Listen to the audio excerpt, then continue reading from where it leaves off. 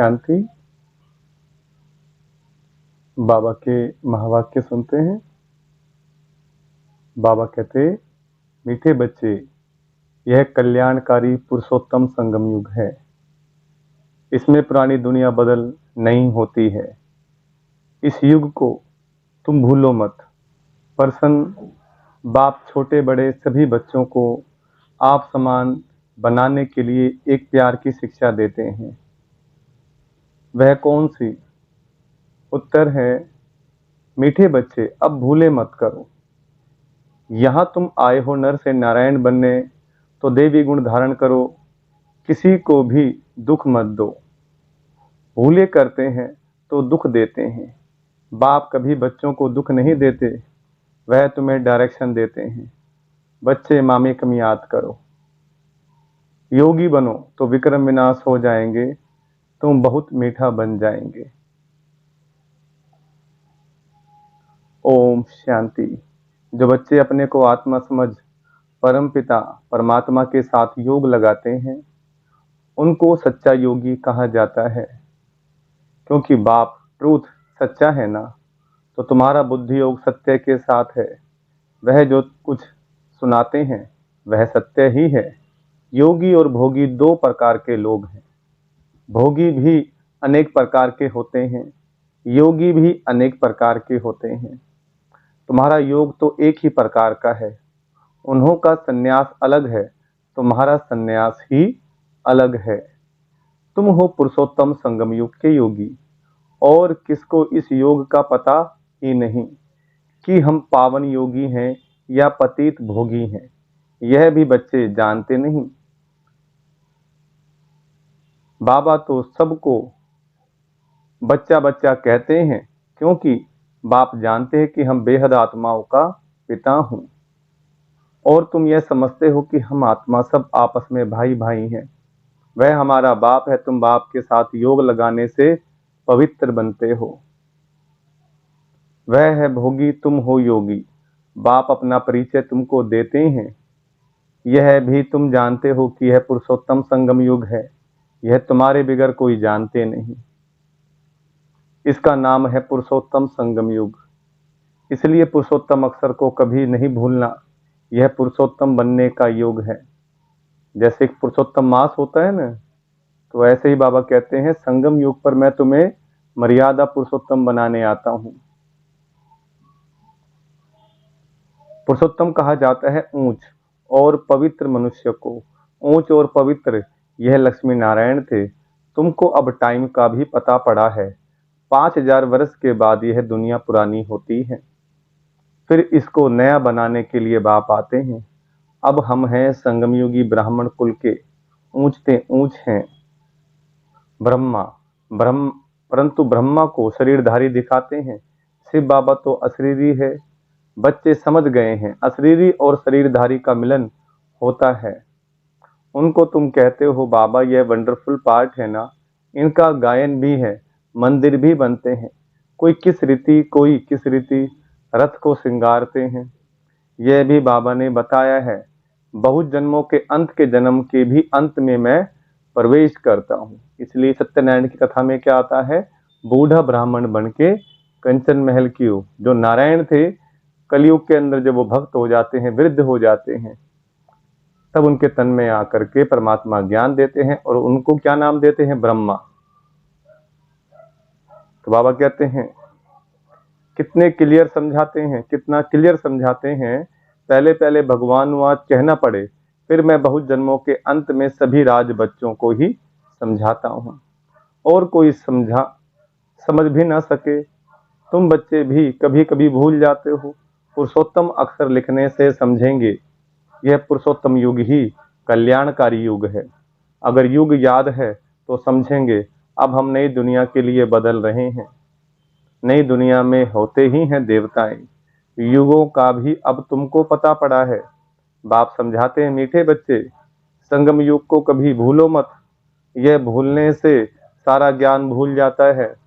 तुम बच्चे जानते हो अब हम बदल रहे हैं। अब पुरानी दुनिया भी बदल नहीं होनी है। अब बाप आकर दुनिया को भी बदलते हैं, तो बच्चों को भी बदलते हैं। बच्चे बच्चे तो सभी को कहते हैं, सारी दुनिया की जो भी आत्माएं हैं सब बच्चे हैं, सबका पार्ट इस ड्रामा में है। चक्कर को भी सिद्ध करना है, हर एक अपना अपना धर्म स्थापन करते हैं। यह देवी देवता धर्म सिवाय बाप के कोई स्थापन ना कर सके। यह धर्म कोई ब्रह्मा नहीं स्थापन करते हैं। नई दुनिया में है देवी देवता धर्म, पुरानी दुनिया में सब मनुष्य ही मनुष्य हैं, नई दुनिया में देवी देवताएं होते हैं। देवताएं पवित्र हैं, वहां रावण राज्य ही नहीं।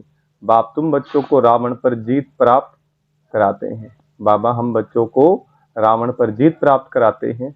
रावण पर विजय प्राप्त होते ही राम राज्य शुरू हो जाता है। राम राज्य नई दुनिया को और रावण राज्य पुरानी दुनिया को कहा जाता है। राम राज्य कैसे स्थापन होता है यह तो तुम बच्चों के सिवाय कोई जानते नहीं। रचयिता बाप बैठ तुम बच्चों को रचना का राज समझाते हैं। बाप है रचयिता, बीज रूप, बीज को कहा जाता है वृक्षपति। अब वह जड़ बीज हैं, उनको तो ऐसे नहीं समझेंगे। तुम जानते हो बीज से ही सारा झाड़ निकलता है। सारे विश्व का कितना बड़ा झाड़ है, वह जड़ यह चैतन्य सत्य चित्त आनंद स्वरूप मनुष्य सृष्टि का बीज रूप बाप है। उससे कितना बड़ा झाड़ निकलता है। मॉडल तो छोटा बनाते हैं, मनुष्य सृष्टि का झाड़ सबसे बड़ा है। ऊंचते ऊंच बाप नॉलेजफुल है, उन झाड़ों की नॉलेज बहुतों को होती है, इसकी नॉलेज तो एक बाप ही देते हैं। ये संसार में कितने वृक्ष हैं, वृक्षों का भी अपना अपना अलग अलग ज्ञान है, तो मनुष्यों को वो ज्ञान है, लेकिन जो आध्यात्मिक कल्प वृक्ष है उसका ज्ञान परमात्मा ही हम बच्चों को देते हैं। अब बाप ने तुम्हें हद की बुद्धि बदल बेहद की बुद्धि दी है, तुम इस बेहद के झाड़ को जान गए हो। बेहद का झाड़ माना कल्प वृक्ष, उसमें क्या दिखाया, बीज है परमात्मा, जड़ में दिखाए ब्राह्मण, और जो तना दिखाया है आदि सनातन देवी देवता धर्म, जो आदि काल से चला हुआ आ रहा धर्म है। तने के अंदर फिर आप धीरे धीरे आगे बढ़ेंगे तो टहनियां निकलती हैं। टहनियां माना फिर और धर्म आ जाते हैं, बौद्ध धर्म, संन्यास धर्म आ जाता है, क्रिश्चियन धर्म आ गया, सिख धर्म आ गया, तो सब क्या है, टहनियां। टहनियों में भी टहनियां माना एक धर्म के अंदर भी बंटवारे हो गए, कोई अलग अलग गोत्र अलग अलग जातियां भी बन गई। तो बाबा कहते हैं अंत में आकर के मैं ज्ञान देता हूं और फिर तुम्हें एक कर देता हूं। तुम इस बेहद के झाड़ को जान गए हो, कितना बड़ा पोलार इस झाड़ को मिला हुआ है। बाप बच्चों को बेहद में ले जाते हैं। अब सारी दुनिया ही पतित है, सारी सृष्टि ही हिंसक है, एक दो की हिंसा करने वाले हैं। अब तुम बच्चों को ज्ञान मिला है, अहिंसक सिर्फ एक ही देवता धर्म होता है। सतयुग में सभी पवित्र सुख शांति में रहते हैं, सब मनोकामना 21 जन्म के लिए पूरी हो जाती हैं। सतयुग में कोई कामना नहीं, अनाज आदि सब कुछ अथा मिल जाता है। यह बॉम्बे पहले नहीं थी, देवताएं खारे सागर के किनारे जमीन पर नहीं रहते हैं। मीठी नदियां जहां थी वहां देवताएं थे, मनुष्य थोड़े थे, एक एक को बहुत जमीन होती है। सतयुग में है ही वाइसलेस वर्ल्ड, तुम योग बल से विश्व की राजाई लेते हो, उसको ही राम राज्य कहा जाता है। पहले पहले नया झाड़ बहुत छोटा होता है। पहले थुर में एक धर्म था, फिर फाउंडेशन से 3 ट्यूब निकलती हैं। एक जैसे फाउंडेशन है देवी देवता धर्म का थुर, थुर से टाल टालियां छोटी छोटी निकलती हैं। अब तो इस झाड़ का थुर ही नहीं है, और कोई ऐसा झाड़ होता ही नहीं है। इनका मिसाल भी बड़ के झाड़ से एक्यूरेट है। बड़ का झाड़ सारा खड़ा है, लेकिन थुर है नहीं, सूखता भी नहीं, सारा झाड़ हरा भरा खड़ा है। बाकी देवी देवता धर्म का फाउंडेशन है नहीं, थुर तो यही है ना। राम राज्य अथवा देवी देवता धर्म भी थुर में ही आ जाता है। बाप कहते हैं हम 3 धर्म स्थापन करते हैं। यह सब बातें तुम संगम युगी ब्राह्मण ही समझते हो। तुम ब्राह्मणों का है छोटा सा कुल, छोटे छोटे मठ पंथ निकलते हैं ना। अरविंद आश्रम है, कितना जल्दी जल्दी वृद्धि को पाते हैं, क्योंकि उनमें विकार के लिए कोई मना नहीं। यहाँ बाप कहते हैं काम महाशत्रु है, उन पर विजय पानी है। तो बाबा ने बताया है कि जब शिव बाबा आते हैं, ब्राह्मण सबसे पहले ब्रह्मा मुख से ज्ञान देते हैं तो हम ब्राह्मण कहलाते हैं। तो ब्राह्मण सो देवता, देवता बनते हैं क्षत्रिय कुल। शूद्र बाबा नहीं बनाते, वैश्य बाबा नहीं बनाते, हम अपने पुरुषार्थ के हिसाब से ही ब्राह्मण, ब्राह्मण से फिर हम देवता बनते और फिर क्षत्रिय कुल में माना त्रेता युग में जाते हैं। लेकिन जो शूद्र बनते हैं वो धीरे धीरे जब हमने हमारा पुरुषार्थ घटता चला जाता है और हम जिस प्रकार बुढ़ापा समय पर आ जाता है, इसी प्रकार मनुष्य आत्माएं कलयुग के अंदर क्या हो जाती हैं, पतित हो जाती हैं। तो बाबा कहते हैं काम महाशत्रु है, उन पर विजय पानी है। और धर्मों के अंदर में और जो देखेंगे इतना रोक टोक नहीं है, और जो गुरु लोग हैं काम विकार पर इतना जोर नहीं देते ब्रह्मचर्य के ऊपर में। लेकिन शिव बाबा ने आते ही क्या बोला, ब्राह्मण वो जो नियम मर्यादाओं का पालन करे। तो बाबा कहते हैं भीड़ यहाँ भी लग जाएगी बहुत, लेकिन नियम मर्यादाओं में चलना पड़े। तो अगर नियम मर्यादाएं मना कर दें, यहाँ पर कई जैसे बोलते हैं कि भैया आप ये जो विकारों वाली बात है इसको हटा दीजिए, बाकी ज्ञान बड़ा अच्छा है, यहाँ पर तो बहुत भीड़ लग जाएगी। लेकिन बाबा ने कहा नहीं, जो शिक्षा है वो सबके लिए समान है, बराबर है। देवी देवता बनना कोई मासी का घर नहीं। काम महाशत्रु है, उन पर विजय पानी है, ऐसे कोई और कह न सके, नहीं तो उन्हों के पास भी हंगामा हो जाए। यहाँ तो है ही पतित मनुष्य, तो पावन बनने की बात नहीं सुनते। कहते हैं विकार बिगर बच्चे कैसे पैदा होंगे, उन विचारों का भी दोष नहीं है। गीता पाठी कहते भी हैं भगवान आज काम महाशत्रु है, उनको जीतने से जगत जीत बनते हैं, परंतु समझते नहीं हैं। वह जब यह अक्सर सुनाते हैं तो उन्हों को समझाना चाहिए। इस पर बाबा कहते हैं जैसे हनुमान दरवाजे पर ज्योतियों में बैठता था, बाबा भी कहते हैं जाकर किनारे बैठ सुनकर आओ। फिर जब यह अक्सर कहें तो पूछो इसका रहस्य क्या है। जगत जीत तो यह देवताएं थे, देवता बनने के लिए तो इन विकारों को छोड़ना पड़े। यह भी तुम कह सकते हो, तुम ही जानते हो कि अब राम राज्य की स्थापना हो रही है। महावीर भी तुम हो, इसमें डरने की कोई बात नहीं है। बहुत प्यार से पूछना चाहिए, स्वामी जी आपने बताया कि इन विकारों पर विजय पाने से विश्व के मालिक बनेंगे, लेकिन आपने यह तो बताया नहीं कि पवित्र कैसे बने। अब तुम बच्चे पवित्रता में रहने वाले महावीर हो, महावीर ही विजयमाला में पिरोए जाते हैं। मनुष्यों के कान तो रोंग बातें सुनने पर ही हिरे हुए हैं, माना उल्टी उल्टी बातें सुनने में ही मजा आता है। तुमको अब रोंग बातें सुनना पसंद नहीं आती, राइट बातें तुम्हारे कानों को अच्छी लगेंगी। Hear no evil, see no evil, talk no evil. मनुष्यों को सुजाग तो जरूर करना है। भगवान कहते हैं पवित्र बनो। सतयुग में सब पवित्र देवताएं थे, अब सब अपवित्र हैं, ऐसे ऐसे समझाना चाहिए। बोलो हमारे पास ये सत्संग होता है, उसमें यह समझाया जाता है कि काम महाशत्रु है। अब पवित्र बनना चाहते हो तो एक युक्ति से बनो, अपने को आत्मा समझ भाई भाई की दृष्टि पक्की करो। तुम बच्चे जानते हो पहले पहले ये भारत बहुत भरपूर खंड था, अब खाली होने के कारण हिंदुस्तान नाम रख दिया है। पहले भारत धन दौलत पवित्रता सुख शांति सबसे भरपूर था, अब है दुखों से भरपूर। तब पुकारते हैं हे दुख हरता सुख करता। तुम कितना खुशी से बाप से पढ़ते हो, ऐसा कौन होगा जो बेहद के बाप से बेहद सुख का वर्षा नहीं लेगा। पहले पहले अलफ समझना है, अलफ को ना जाना तो कुछ भी रहस्य बुद्धि में आएगा ही नहीं। तो बेहद का बाप जो बेहद का वर्षा देते हैं, जब यह निश्चय बैठे तब आगे बढ़ें। बच्चों को बाप से कुछ भी प्रश्न पूछने की दरकार नहीं है। बाप पतित पावन है, उनको ही तुम याद करते हो, तुम उनकी याद से ही पावन बनेंगे। मुझे बुलाया ही इसलिए है। जीवन मुक्ति है भी सेकंड की, फिर भी याद की यात्रा समय ले लेती है। मुख्य याद की यात्रा में ही विघ्न पड़ते हैं। आधा कल्प देही अभिमानी रहे हैं ना, जब योग लगाने बैठते हैं तो जगह जगह की बातें हमें याद आती रहती हैं, विचार चलते रहते हैं। बाबा कहते हैं योग में ही मेहनत है, इसलिए बाबा से मीठी मीठी बातें करो। जब धीरे धीरे हम अपने आप को आत्मा निश्चय करते हैं, तब परमात्मा से करंट शक्ति मिलती है, पावर मिलती है। अब एक जन्मदेही अभिमानी बनने में ही मेहनत है, इनके लिए ब्रह्मा बाबा के लिए भी बहुत सहज है। तुम बुलाते भी हो बाप दादा, यह भी समझते हैं बाप की सवारी हमारे सिर पर है। बहुत उनकी महिमा करता हूँ, बहुत प्यार करता हूँ। बाबा आप कितने मीठे हो, हमको कलप कलप कितना सिखलाते हो। फिर आधा कलप आपको याद भी नहीं करेंगे, अब तो बहुत याद करता हूँ। कल हमारे में कुछ भी ज्ञान नहीं था, जिसकी पूजा करते थे हमको यह थोड़े ही मालूम था कि हम यह बन जाएंगे। अब तो वंडर लगता है योगी बनने से फिर यह देवी देवता बन जाएंगे।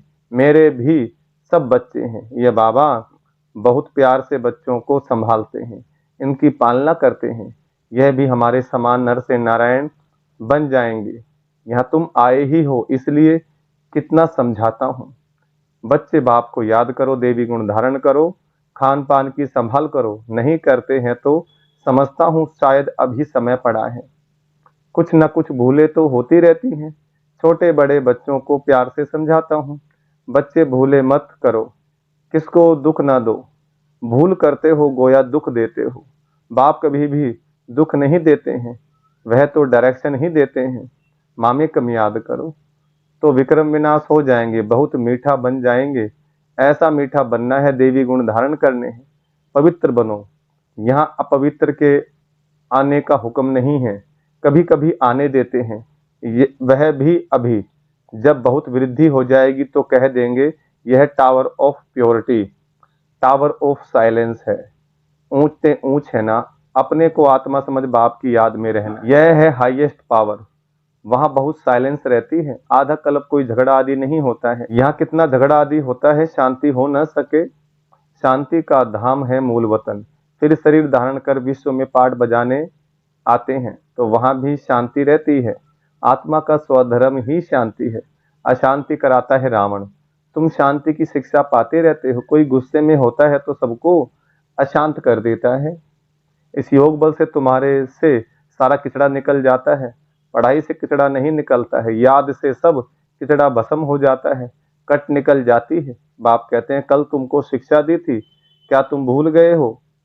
5000 वर्ष की बात है, वह लाखों वर्ष कह देते हैं। अब तुमको झूठ और सच में फर्क का पता पड़ा है। तुमको बाप ही आकर बताते हैं झूठ क्या है, सच क्या है, ज्ञान क्या है, भक्ति क्या है, भ्रष्टाचार और श्रेष्ठाचार किसको कहा जाता है। भ्रष्टाचारी विकार से पैदा होते हैं, वहां विकार होता नहीं, तुम खुद कहते हो। देवताएं संपूर्ण निर्विकारी हैं, रावण राज्य ही नहीं है। यह तो सहज समझने की बात है। फिर क्या करना चाहिए? एक तो बाप को याद करना चाहिए, दूसरा पवित्र जरूर बनना चाहिए। अच्छा, मीठे मीठे सिकलदे बच्चों प्रति माता पिता बाप दादा का याद प्यार और गुड मॉर्निंग। रूहानी बाप की रूहानी बच्चों को नमस्ते। हम रूहानी बच्चों की रूहानी बाप दादा को नमस्ते। धारणा के लिए मुख्य सार। पहला पॉइंट, पवित्र बनने में महावीर बनना है। याद की यात्रा से अंदर का किचड़ा निकालना है। अपने शांत स्वधर्म में स्थित रहना है, अशांति नहीं फैलानी है। दूसरा, बाप जो राइट बात सुनाते हैं वही सुननी है। Hear no evil, see no evil, talk no evil. दूसरा, जैसे जैसे दिखाए ना, गांधी जी के 3 मंदिर दिखाते हैं, बुरा मत देखो, बुरा मत सुनो, बुरा मत बोलो। बाबा ने 2 बातें ऐड करी हैं, और बुरा मत सोचो और बुरा करना भी नहीं है। तो 5 बाबा ने बता दिया। तो बाबा कहते हैं हियर नो इविल, रोंग बातें मत सुनो, सभी को सुजाग करो। पुरुषोत्तम युग में पुरुषोत्तम बनो और बनाओ। वरदान, आत्मिक शक्ति के आधार पर तन की शक्ति का अनुभव करने वाले सदा स्वस्थ भव। वरदान का विस्तार, इस अलौकिक जीवन में आत्मा और प्रकृति दोनों की तंदुरुस्ती आवश्यक है। जब आत्मा स्वस्थ है तो तन का हिसाब किताब व तन का रोल सूली से कांटा बनने के कारण, स्वस्थिति के कारण स्वस्थ अनुभव करते हैं। उनके मुख पर, चेहरे पर बीमारी के कष्ट के चिन्ह नहीं रहते। कर्म भोग के वर्णन के बदले कर्मयोग की स्थिति का वर्णन करते हैं। वे परिवर्तन की शक्ति से कष्ट को संतुष्टता में परिवर्तन कर संतुष्ट रहते और संतुष्टता की लहर फैलाते हैं। स्लोगन, दिल से तन से आपसी प्यार से सेवा करो तो सफलता निश्चित मिलेगी। अच्छा, ओम शांति।